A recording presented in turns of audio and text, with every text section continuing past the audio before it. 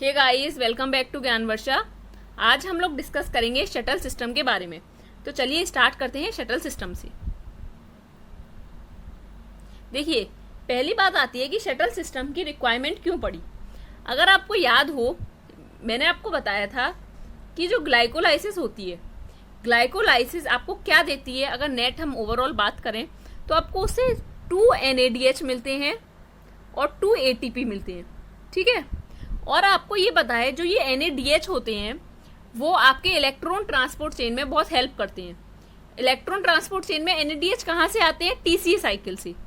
इतनी बात आपको याद है, ठीक है। लेकिन बात आती है यहाँ पर कि ये जो NADH हैं जो ग्लाइकोलाइसिस से बन के आए हैं, इन NADH का क्या होगा, ठीक है। क्योंकि ये हमारे ग्लाइकोलाइसिस हमारे साइटोसोल में होती है और साइटोसोल में हमारे NADH हैं और वो भी 2। अब वो ये 2 NADH कैसे माइटोकॉन्ड्रियल मैट्रिक्स पे पहुंचेंगे और इलेक्ट्रॉन ट्रांसपोर्ट चेन में हेल्प करेंगे। तो देखिए, सुनिए अब यहाँ पर, क्योंकि NADH इनर माइटोकॉन्ड्रियल में जो ये इनर माइटोकॉन्ड्रियल मैट्रिक मेम्ब्रेन होती है, इसे क्रॉस नहीं कर सकती, ठीक है। तो इसीलिए हमें शटल सिस्टम की रिक्वायरमेंट पड़ती है इनको मैट्रिक्स में भेजने के लिए। समझ आई आपको बात? आपकी जो ये मेम्ब्रेन होती है इनर माइटोकॉन्ड्रियल मेम्ब्रेन, ये इम्परमिएबल है NADH के लिए। अब क्योंकि ये इम्परमिएबल है NADH के लिए, तो हमें एक किसी ऐसी चीज की जरूरत होगी। एक ऐसे समझिए आप, एक बोट है, ठीक है, एक रिवर है, ठीक है, रिवर है ये। यहाँ पर एक आपको बोट की रिक्वायरमेंट है इस रिवर को पार करने के लिए। तो सेम ऐसे ही आपको शटल सिस्टम की रिक्वायरमेंट होती है आपको अपने NADH को माइटोकॉन्ड्रियल में मैट्रिक्स में भेजने के लिए, क्योंकि आप इस रिवर को पार नहीं कर सकते। क्यों पार नहीं कर सकते? अगर आप इसे पार करेंगे तो आप डूब जाएंगे। सेम इनर मेम्ब्रेन NADH को पार नहीं होने देती क्योंकि वो उसके लिए इम्परमिएबल है। तो उसके लिए एक नाव की तरह शटल सिस्टम वर्क करता है। अब कैसे ये शटल सिस्टम वर्क करेगा वो हम देखेंगे, ठीक है। तो देखिए, शटल सिस्टम 2 डिफरेंट टाइप का होता है। पहला होता है मेलेट एस्पार्टेट शटल, दूसरा होता है ग्लिसरॉल 3-फॉस्फेट शटल, ठीक है। हम पहले मेलेट एस्पार्टेट शटल के बारे में पढ़ते हैं। देखिए, आपको ये डायग्राम दिख रहा है, बहुत इजी है शटल सिस्टम। बस जैसे मैं आपको समझा रही हूँ वैसे समझिए। आपको पता है आपके साइटोसोल में NADH है, ठीक है। NADH क्योंकि इनर माइटोकॉन्ड्रियल मेम्ब्रेन को क्रॉस नहीं कर सकता, तो क्या होगा? स्टार्टिंग से सुनिए। आपको ऑक्जेलो एसीटेट आएगा। ये आपको ऑक्जेलो एसीटेट दिख रहा है, ये ऑक्जेलो एसीटेट आएगा आपका, ठीक है। अब ये ऑक्जेलो एसीटेट NADH के साथ बाइंड होके मेलेट बनाएगा। ऑक्जेलो एसीटेट क्या बनाएगा? मेलेट। इतना समझ आया? अब क्योंकि ये मेलेट बन चुका है, ठीक है, एक NADH यूटिलाइज हो गया ऑक्जेलो एसीटेट को मेलेट बनाने में, ठीक है। अब ये मेलेट जाएगा क्योंकि मेलेट जो है माइटोकॉन्ड्रियल मेम्ब्रेन को क्रॉस कर सकता है, तो मेलेट जाएगा माइटोकॉन्ड्रियल मैट्रिक्स में। मेलेट आ गया माइटोकॉन्ड्रियल मैट्रिक्स में। अब वो क्या करेगा कि वो NADH जो उसने यूटिलाइज किया था अपने आप को बनाने के लिए, तो वो वहां पर NADH को दे दे अपने आप को, मतलब वो कन्वर्ट हो जाएगा, मेलेट जो है ऑक्जेलो एसीटेट में कन्वर्ट हो जाएगा और एक NADH को रिलीज कर देगा। NAD+ से NADH में आ जाएगा। आपको समझ आया? देखिए, आपका साइटोसोल में ऑक्जेलो एसीटेट प्रेजेंट है, ठीक है, साइटोसोल में प्रेजेंट है। अब ऑक्जेलो एसीटेट क्या करेगा? वो मेलेट में कन्वर्ट होगा। तो जब ये मेलेट में कन्वर्ट होगा तो एक NADH यूटिलाइज होगा, ठीक है, क्योंकि हमें NADH ही मेन भेजना है, तो वो मेलेट के थ्रू जाएगा। अब मेलेट आराम से आ गया माइटोकॉन्ड्रियल मैट्रिक्स में। ध्यान से सुनिए आप, माइटोकॉन्ड्रियल मैट्रिक्स में आ गया। अब मेलेट जो है दोबारा से कन्वर्ट होगा ऑक्जेलो एसीटेट में, और जो ये NADH लेके आया था अपने साथ, वो NADH माइटोकॉन्ड्रियल मैट्रिक्स में दे देगा। समझ आई आपको ये बात? अब देखिए, अब क्योंकि ऑक्जेलो एसीटेट आ गया माइटोकॉन्ड्रियल मैट्रिक्स में, अब ऑक्जेलो एसीटेट एस्पार्टेट में कन्वर्ट होगा, और क्योंकि ऑक्जेलो एसीटेट इम्परमिएबल है, वो भी मेम्ब्रेन को क्रॉस नहीं कर सकता, तो ऑक्जेलो एसीटेट एस्पार्टेट में कन्वर्ट होगा। जब ऑक्जेलो एसीटेट एस्पार्टेट में कन्वर्ट हो जाएगा, अगेन वो माइटोकॉन्ड्रियल मैट्रिक्स से साइटोसोल में जाएगा। एस्पार्टेट चला गया, अब एस्पार्टेट अगेन ऑक्जेलो एसीटेट में कन्वर्ट होगा, और ये साइकिल इस तरीके से रन करती रहेगी। मींस क्या हुआ इसका? आपका NADH है, ठीक है। आपको NADH माइटोकॉन्ड्रियल मैट्रिक्स में भेजना है। तो आप कैसे भेजेंगे? कुछ नहीं, ऑक्जेलो एसीटेट लीजिए, आप ऑक्जेलो एसीटेट लीजिए और मेलेट में बना दीजिए। जब वो ऑक्जेलो एसीटेट मेलेट में कन्वर्ट होगा तो एक NADH को यूटिलाइज करेगा। अब मेलेट के पास क्या है? NADH है। अब मेलेट पहुंच गया माइटोकॉन्ड्रियल मैट्रिक्स में, तो भाई जो मेलेट अपना सामान लेके आया है वो अपना सामान देगा ना। तो मेलेट के पास क्या है? मेलेट के पास NADH है। मेलेट NADH दे देगा और एक्सोलो एसीटेट में कन्वर्ट हो जाएगा। वो कहेगा अब मैं भाई फ्री हो गया, क्योंकि जो मैं लाया था वो मैंने अपना कर्ज उतार दिया। अब मेलेट ऑक्जेलो एसीटेट में कन्वर्ट हो गया।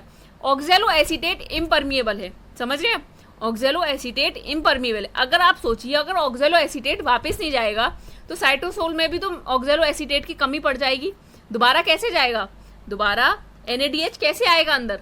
तो ऑक्जेलो एसीटेट को वापस भेजना भी जरूरी है। अब ऑक्जेलो एसीटेट तो बेचारा क्रॉस नहीं कर सकता, तो ऑक्जेलो एसीटेट कहेगा भाई मेलेट से तो मैं अभी अभी आया हूं बन के, अब मुझे कुछ और नया दे दो। तो वो एस्पार्टेट में कन्वर्ट हो जाएगा।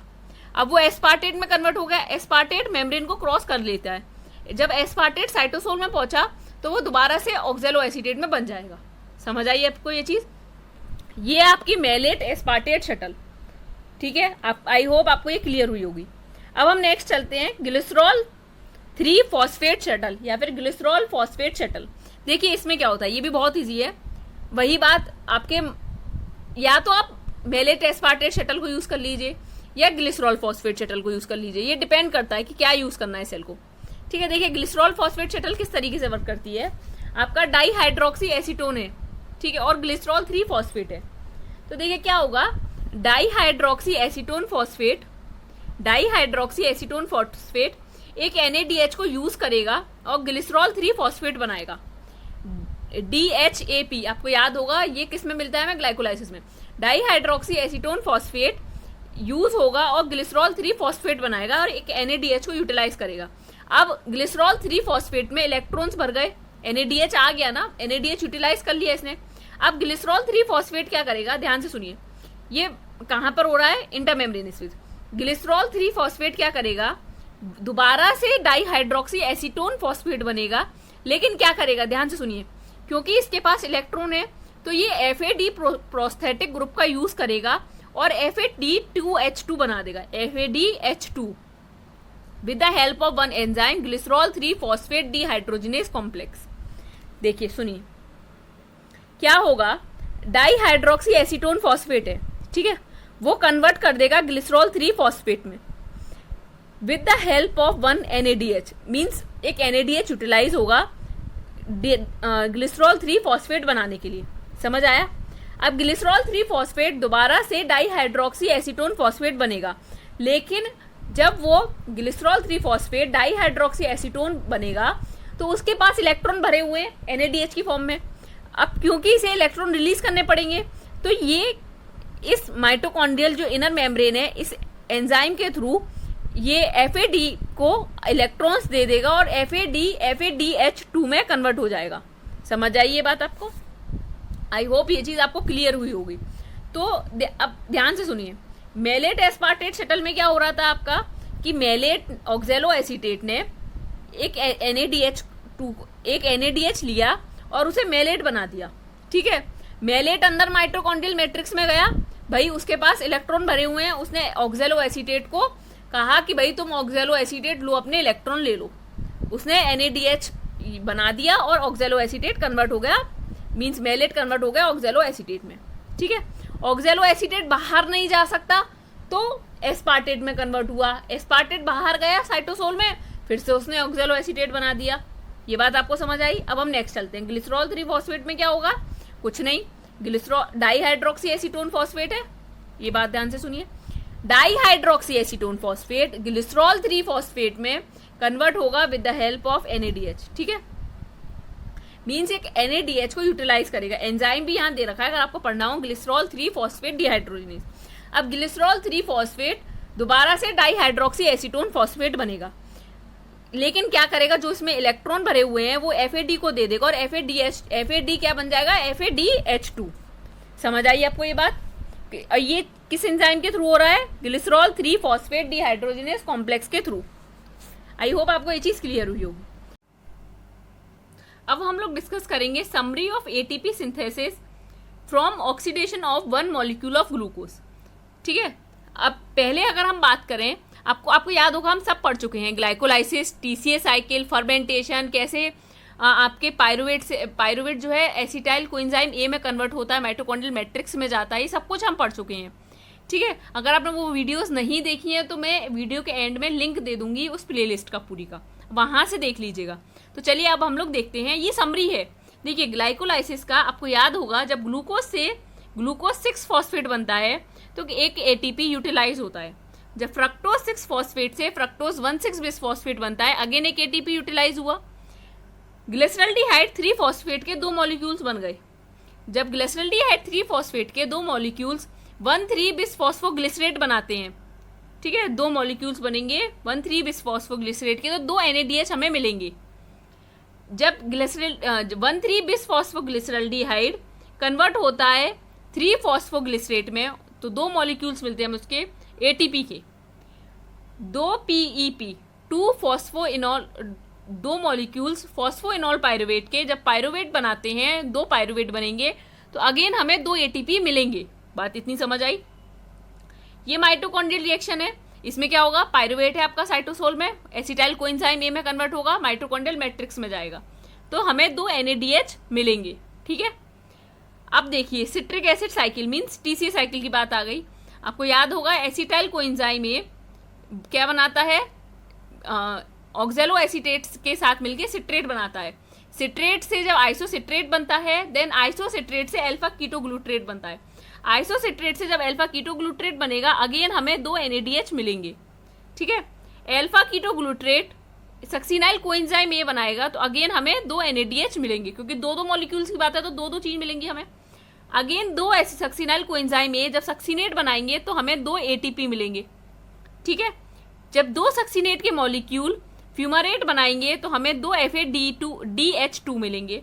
जब 2 मेलेट ऑक्सैलो एसीटेट बनाएंगे तो क्या मिलेगा हमें, 2 NADH। तो ओवरऑल अगर हम कहें हमें 10 NADH मिलते हैं, 2 FADH2 और 4 ATP।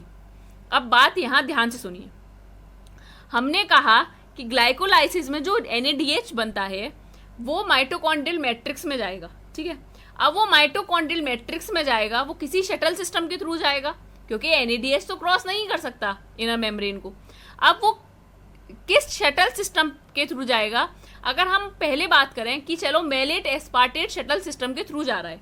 अब बात मेरी ध्यान से सुनिए आप लोग, अगर मैं कह रही हूँ ये जो NADH है ये मेलेट एस्पार्टेट शटल सिस्टम के थ्रू जा रहा है, तो क्या होगा, देखिए 4 ATP, तो टोटल कितने ATP मिलेंगे आपको ये देखना है। 4 ATP ये हो गए आपके, ये 2 FADH2 दे रखे हैं, और एक FADH2 1.5 ATP देता है। 1 FADH2 1.5 ATP देता है, तो 2 मल्टीप्लाई बाय 1.5, ठीक है, प्लस आपके टोटल NADH कितने हो गए इसे मिला के 10 NADH, तो 10 और NADH कितना देता है हमें 2.5 ATP। तो टोटल अगर आप इसका काउंट करेंगे तो आपको 32 ATP मिलेंगे। Are you getting? 32 ATP किसके, मेलेट एस्पार्टेट शटल सिस्टम के थ्रू। ये बात आपको समझ आई? अगर मैं बात करूं कि ये NADH जो है ग्लिसरॉल 3 फॉस्फेट शटल सिस्टम के थ्रू जा रहा है, तो आप मुझे बताइए ये NADH के जब ग्लिसरॉल 3 फॉस्फेट शटल सिस्टम के थ्रू जाएगा तो ये FADH2 की फॉर्म में जाएगा, तो यहाँ पर 2 FADH2 लिख जाएंगे, यहाँ से कैंसिल होके यहाँ आ जाएगा, तो यहाँ पर जो 10 थे वो 8 हो गए, और यहाँ जो 2 थे वो 4 हो गए। समझ आया आपको? भाई क्या कहा मैंने, यहाँ जो 10 थे वो 8 हो गए, और यहाँ जो ये 2 थे वो 4 हो गए, क्योंकि एक और 2 FADH2 और जुड़ गए ना, और यहाँ से ये 2 इधर से हटके इधर जुड़ गए FADH2। तो अब ध्यान से सुनिए, 4 ATP प्लस, अब हमें टोटल ATP देखने हैं, 4 ATP तो ये हो गए, कितने NADH है 8 मल्टीप्लाई बाय 2.5, ठीक है, प्लस 4 FADH2 है मल्टीप्लाई बाय 1.5, तो टोटल कितने ATP हो गए 30। आप कैलकुलेट करके देख लीजिए, 4 plus 8.8 multiply by 2.5 plus 4 multiply by 1.5, total कितने हो गए 30। तो हम कह रहे हैं कि अगर वो मेलेट एस्पार्टेट शटल सिस्टम को यूज कर रहा है तो 32 ATP मिलेंगे, लेकिन अगर वो ग्लिसरॉल 3 फॉस्फेट शटल सिस्टम को यूज कर रहा है तो 30 ATP मिलेंगे। ये बात आपको समझ आई? ये बात यहाँ पे लिख रही है। अब ध्यान से देखिए, ग्लूकोज से पायरुवेट बना, एक ग्लूकोज के मॉलिक्यूल से 2 पायरुवेट के मॉलिक्यूल बने ग्लाइकोलाइसिस के थ्रू, NADH मिला। अब NADH ये माइटोकॉन्ड्रियल मैट्रिक्स में जाएगा। अगर ये माइटोकॉन्ड्रियल मैट्रिक्स में जा रहा है तो शटल सिस्टम को यूज करेगा। अगर ये मैलेट एस्पार्टेट शटल सिस्टम को यूज कर रहा है तो 2 NADH कितने ATP देंगे, 5। अगर आप उसमें प्लस कर लेंगे तो आपको कितने मिल जाएंगे, टोटल 32 ATP। अगर ये ग्लिसरॉल 3 फॉस्फेट शटल सिस्टम के थ्रू जा रहा है तो FADH2 देगा, तो टोटल 3 ATP, तो टोटल कितने मिलेंगे आपको, 30 ATPs। बात समझ आई आपको? ये आप लाइन पढ़िए, total yields of ATP from the complete oxidation of 1 molecule of glucose. किस किस के थ्रू, glycolysis, pyruvate dehydrogenase complex, Krebs cycle and oxidative phosphorylation. This is calculated as 2.5 ATP per NADH and 1.5 ATP per FADH2। ये बात समझ आई?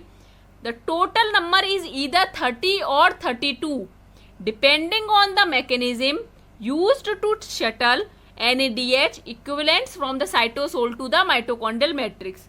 ये चीज देखिए, ये साइटोसोल है, ये माइटोकॉन्ड्रियल मैट्रिक्स है। ये डिपेंड करेगा कौन सी शटल सिस्टम यूज हो रही है, मैलेट एस्पार्टेट शटल सिस्टम या फिर ग्लिसरॉल 3 फॉस्फेट शटल सिस्टम। समझ आई? अगर लेकिन हम प्रोकैरियोट्स की बात करें, अभी तक तो बात हो गई यूकैरियोट्स की, अगर हम प्रोकैरियोट्स की बात करें तो एक complete oxidation of molecule of glucose हमें 32 ATP देगा। कैसे, मुझे ये बताइए आप। देखिए, क्योंकि उसमें कोई शटल सिस्टम यूज नहीं होता है। आप बताइए, क्या प्रोकैरियोट्स में माइटोकॉन्ड्रिया प्रेजेंट होता है? नहीं होता। वहां ग्लाइकोलाइसिस भी साइटोसोल में होती है, TCA साइकिल भी साइटोसोल में होती है। लेकिन अगर हम करें इलेक्ट्रॉन ट्रांसपोर्ट चेन, जो ऑक्सीडेटिव फॉस्फोराइलेशन की बात करें, वो प्लाज्मा मेम्ब्रेन में होती है। तो वहां कोई जब शटल सिस्टम यूज नहीं हो रहा, तो वहां जब कोई शटल सिस्टम यूज नहीं होगा तो आपको कितने ATP मिलेंगे, 32 ATP। आई होप आपको ये चीज क्लियर हुई होगी। अगर आपको अभी भी कोई डाउट हो तो आप मुझे gyanvarsha@gmail.com पर मेल करके पूछ सकते हैं। ये जो मटेरियल है मैं ज्ञान वर्षा टेलीग्राम चैनल पर अपलोड कर दूंगी। अगर आपको हमारी वीडियो पसंद आई है तो आप इसे लाइक कर सकते हैं और हमारे चैनल को सब्सक्राइब कर सकते हैं। Thank you.